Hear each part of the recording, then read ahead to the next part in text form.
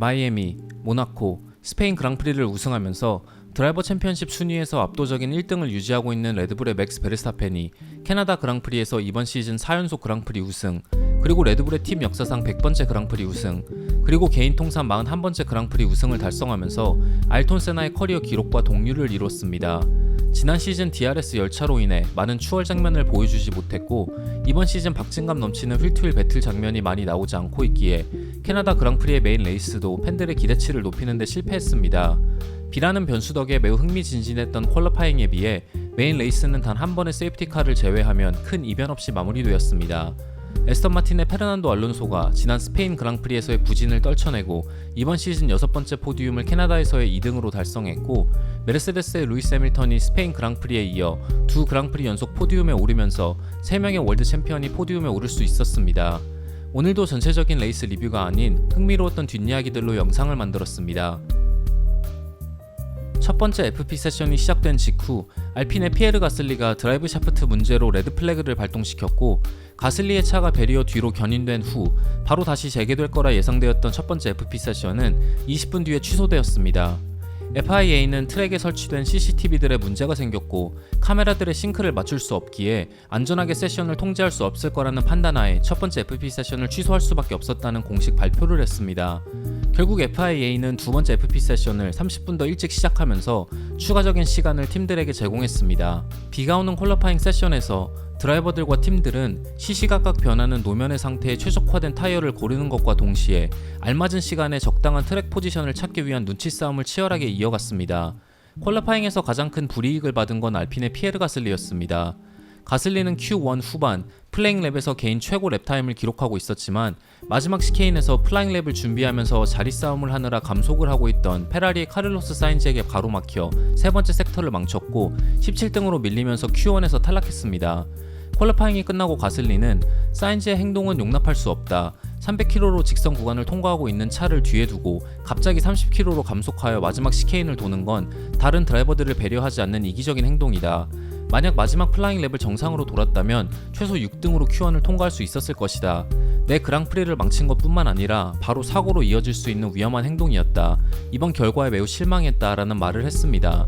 사인즈는 자신이 바깥쪽으로 무리하게 추월하면서 트랙 포지션을 차지하려고 했던 알파타우리의 유키 치노다 때문에 피할 수 있는 공간이 없었다고 주장했지만 결국 메인 레이스에서 3그리드 강등 페널티를 받으면서 8번 그리드에서 11번 그리드로 밀려났습니다.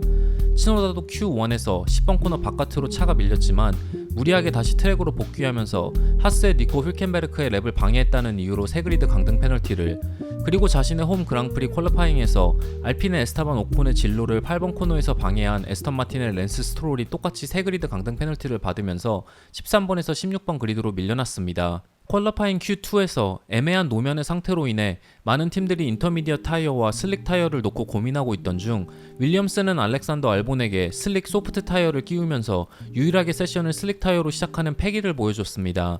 그리고 알본은 소프트 타이어의 온도를 적절하게 올리면서 노면이 드라이로 바뀌는 시점을 정확하게 짚어내는 데 성공했고 Q2에서 가장 빠른 세션 타임을 기록하는 데 성공했습니다.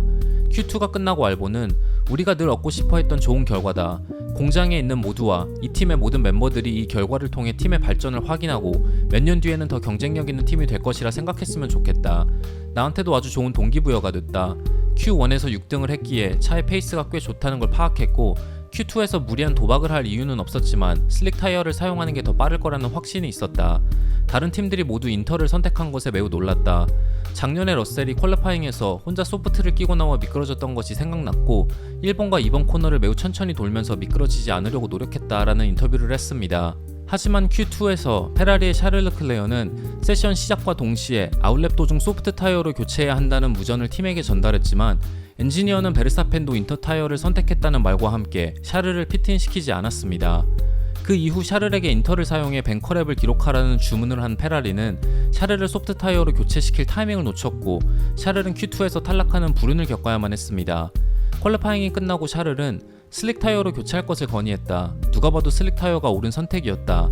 알본이 가장 먼저 소프트 타이어로 나왔고 결과를 내는데 성공했지만 우리 팀의 그 누구도 조금의 위험을 감수하고 싶지 않아 했다. 쉬운 길을 매우 어렵게 돌아가는 걸 선택했고 난 내 의사를 분명히 전달했지만 받아들여지지 않았다. 매우 허탈하다 라는 소감을 남겼습니다.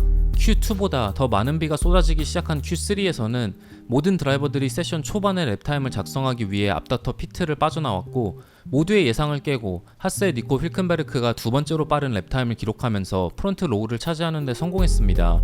휉켄베르크의 플라잉 랩 직후 맥라렌의 오스카 피아스트리가 큰 사고를 내면서 레드 플래그를 발동시켰고, 그 이후 비가 더 거세지면서 베르스타펜을 제외하면 그 누구도 휉켄베르크의 랩타임을 넘지 못했습니다. 퀄리파잉이 끝나고 휉켄베르크는 정말 혼란스러운 퀄리파잉이었다. 시시각각 바뀌는 날씨는 적응하기 어려웠고, 코너의 탈출 구간에 매우 좁게 세워진 벽들과 전체적으로 빠른 속도 때문에 더 운전하기 어려운 트랙이다. 전혀 예상하지 못했지만 이런 결과를 낼 수 있어서 행복하다. 팀이 완벽하게 서포트를 해줬고 우리는 계속해서 무전을 통해 많은 의견을 주고받을 수 있었다. 큰 실수가 없었기에 얻을 수 있는 결과였다라는 인터뷰를 했습니다. 하지만 퀄리파잉이 끝나고 휉켄베르크는 스튜어드들에게 소환되었고, 피아스트리의 사고로 발동된 레드 플래그 상황에서 충분히 감속하지 않았다는 판결을 받고 새 그리드 강등 페널티를 받게 되었습니다.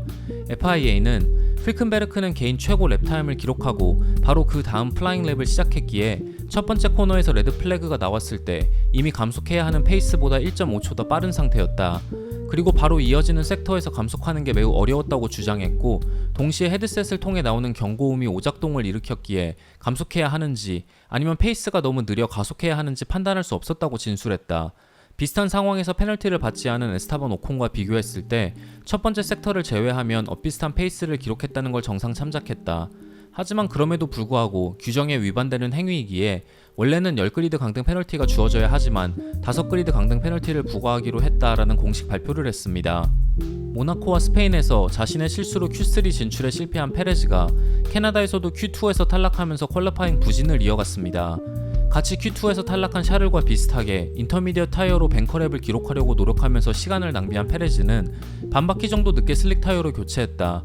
교체한 뒤에는 알파 로메오 뒤로 나오면서 트랙 포지션이 좋지 않았기에 페이스를 찾을 수 없었다. 슬릭 타이어의 온도가 올라온 뒤에는 다시 비가 내리기 시작했기에 다시 한번 피트인의 인터미디엇으로 교체해야 했고 이미 타이밍을 놓친 뒤였다. 처음부터 팀과 같이 내린 결정이었기에 인터미디엇 타이어로 무조건 랩타임을 작성해야만 했다. 기분이 좋지는 않고 별로 좋은 상황도 아니지만 하위 그리드에서 시작해 좋은 결과를 얻은 적도 있기에 레이스에 집중해야 한다. 더 좋은 결과를 앞으로 얻을 수 있을 거라 믿고 있다 라는 소감을 남겼습니다. 이번 그랑프리를 앞두고 에스턴 마틴은 큰 규모의 사이드포드와 플로어 업그레이드 패키지를 공개했습니다. 작년 시즌을 하위권으로 마무리하면서 다른 팀들보다 더 많은 윈드터널 테스팅 시간을 확보함으로써 이런 큰 규모의 업그레이드 패키지를 준비할 수 있었고, 작년 스페인 그랑프리를 기준으로 레드불, 알파타우리, 알핀의 워터슬라이드 사이드포드를 참고한 사이드포드 디자인의 궁극적인 진화라고 평가받고 있습니다. 오프시즌부터 발빠르게 새로운 사이드포드 준비에 착수한 결과 차량의 사이드 임팩트 스트럭처, 라디에이터, 파워 유닛 주변 부품을 새로운 디자인에 맞춰 미리 준비할 수 있었기에 더 많은 다운포스를 얻을 수 있을 거라 예상되고 있습니다. 사이드포드 흡입구 밑에 언더컷이 더 깊게 파였고, 공기의 흐름을 제어하기 위해 사이드포드의 상단 부분에서 하단 부분으로 이어지는 공간의 폭을 더 좁혔고, 위에서 아래로 떨어지는 부분이 더 가파르게 변했습니다. 스페인 그랑프리에서 페라리가 포기한 사이드포드 디자인에서도 영감을 받은 것으로 평가받았습니다. 차량의 후방 샤크핀의 디자인도 중간에 홈을 파내면서 엔진의 열 관리에도 신경 쓴 모습이었습니다. 윌리엄스도 새로운 대규모 업그레이드 패키지를 캐나다 그랑프리를 앞두고 준비했고, 파츠가 부족했기에 알렉산더 알본의 차에만 업그레이드를 적용하고 FP 세션과 퀄리파잉에서 새로운 파츠들을 테스트하고 데이터를 얻는 데 집중하는 모습이 포착되었습니다. 에스턴 마틴과 비슷하게 가파르게 파여있는 워터슬라이드 사이드포드 디자인, 그리고 엔진 커버의 쿨링 덕트의 위치와 모양도 새롭게 바뀌었고, 플로어의 디자인, 사이드미러, 헤일로, 서스펜션, 후방 브레이크 덕트와 리어윙 엔드플레이트도 업그레이드 되었습니다. 윌리엄스의 퍼포먼스 담당 최고 책임자인 데이브 롭스는 윈드터널 테스팅과 에어로 개발, 그리고 디자인과 생산 단계를 거치는데 서너 달이 걸렸다. 호주 그랑프리 이후 해야 했던 차량 수리 때문에 준비 시간이 더 소요될 수밖에 없었다. 지난 몇 주 동안 크레인에 매달려 공개된 다른 팀의 플로어 디자인을 참고하지 않았고, 레드불의 플로어 디자인과 흡사하지 않다, 그건 장담할 수 있다라는 말을 했습니다.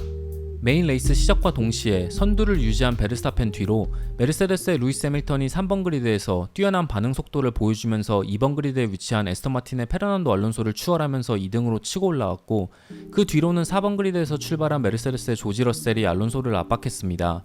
하지만 12번째 랩 9번 코너에서 연석을 잘못하면서 미끄러진 러셀이 벽과 크게 부딪히며 오른쪽 후방 타이어와 프런트윙 데미지를 입으면서 세이프티카를 발동시켰습니다. 베르스타펜, 해밀턴, 알론소는 세이프티카 상황에서 피트인하면서 하드 타이어로 교체했고 10번과 11번 그리드에서 레이스를 시작한 페라리의 샤를 르클레어와 카를로스 사인즈는 피트인하지 않으면서 각각 4등과 5등으로 트랙 포지션 이득을 챙기는 선택을 합니다. 22번째 랩에서 알론소는 메인 스트레이트 직전 시케인에서 해밀턴을 추월하면서 2등을 차지했지만 선두를 달리는 베르스타펜은 알론소보다 대략 랩당 0.1초 빠른 페이스를 유지하면서 여유있게 레이스를 이어나갔습니다. 알론소는 41번째 랩에 피트인하면서 두 번째 하드 타이어를, 베르스타펜은 42번째 랩에 피트인하면서 미디엄 타이어를 선택했고 3등을 달리고 있던 해밀턴도 두 번째 미디엄 타이어 세트를 이용해 알론소를 따라잡으려 했지만 결국 4.5초 차이로 3등으로 레이스를 마무리했습니다. 베르스타펜은 알론소와의 차이를 9.5초까지 벌리면서 체커 플래그를 받으면서 시즌 4연승을 완성했고 세이프티카 상황에서 피트인하지 않고 원스톱 작전을 수행한 페라리가 샤를이 4등, 사인즈가 5등, 그 뒤에는 페레즈가 6등을 차지하면서 레이스 막판 두 바퀴를 남겨놓고 소프트 타이어로 교체하면서 패스티스트 랩을 차지하는 데 성공했습니다. 이번 그랑프리에서 가장 놀라운 레이스를 펼친 드라이버는 다니엘 윌리엄스의 알렉산더 알본이었습니다. 알본은 하드 타이어를 무려 59바퀴 사용하면서 원스톱 작전을 성공시켰습니다. 레이스가 끝나고 알본은 수명이 다한 타이어를 끝까지 사용하는 건 그다지 즐겁지 않지만 결국 좋은 결과를 얻는 데 성공했다. 타이어가 끝까지 버텨줬고 과열되지도 않았으며 마지막까지 페이스를 끌어올릴 수 있었다. 마모 속도도 나쁘지 않았기에 마지막까지 순위를 지킬 수 있었다. 2주 전 팀 감독인 제임스 바울스와 같이 공장을 방문했고 새로운 업그레이드 파츠에 여유분이 없다는 걸 알게 되었다.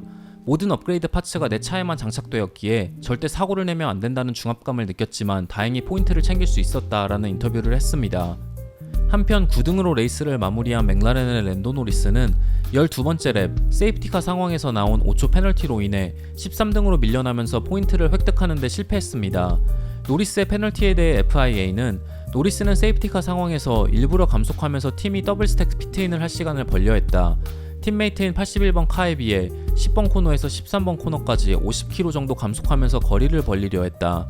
인터내셔널 스포팅 코드 조항 12.2.1.i에 따르면 정당한 경쟁을 방해하거나 비신사적인 행위를 통해 부정한 방법으로 레이스 결과에 영향을 주면서 스포츠 정신에 위반되는 행위를 할 시에는 페널티가 부과된다라고 명시되어 있다라는 공식 발표를 했습니다. 페널티에 대해 노리스는 레이스가 끝나고 엔지니어도 내가 왜 페널티를 받았는지 정확히 설명해주지 못했다. 피트인하기 3초, 4초 전에야 피트인하라는 무전을 받았고 이미 그 시점에서는 풀스로틀로 달리고 있었기에 이해할 수가 없다. VSC 상황에서도 감속하는 경우가 종종 있고 오늘 같은 상황에서 페널티를 받는다면 지난 3년간 매번 페널티가 나뿐만 아니라 모든 드라이버들에게도 부과됐어야 한다. 난 내가 잘못한 게 없다고 생각한다 라는 자신의 생각을 전했습니다. 이번 그랑프리의 유일한 세이프티카를 발동시킨 메르세데스의 조지 러셀은 꽤 큰 규모의 사고에도 불구하고 피트로 복귀해 새로운 프런트 윙과 타이어로 교체하면서 자신의 레이스를 이어나갔지만 결국 53번째 랩에서 브레이크 문제로 리타이어해야 했습니다. 자신의 사고에 대해 러셀은 8번 코너를 너무 크게 돌았고 바로 이어지는 연석을 밟을 거라 예상했다. 하지만 소세지 모양의 연석이 그 정도로 차를 튕겨낼지는 예상하지 못했기에 차가 공중에 떴고 다시 착지하는 순간 후방이 미끄러져 바로 벽과 충돌했다. 처음에는 바로 리타이어 해야 할 것으로 생각했지만 다행히 피트로 복귀할 수 있었다.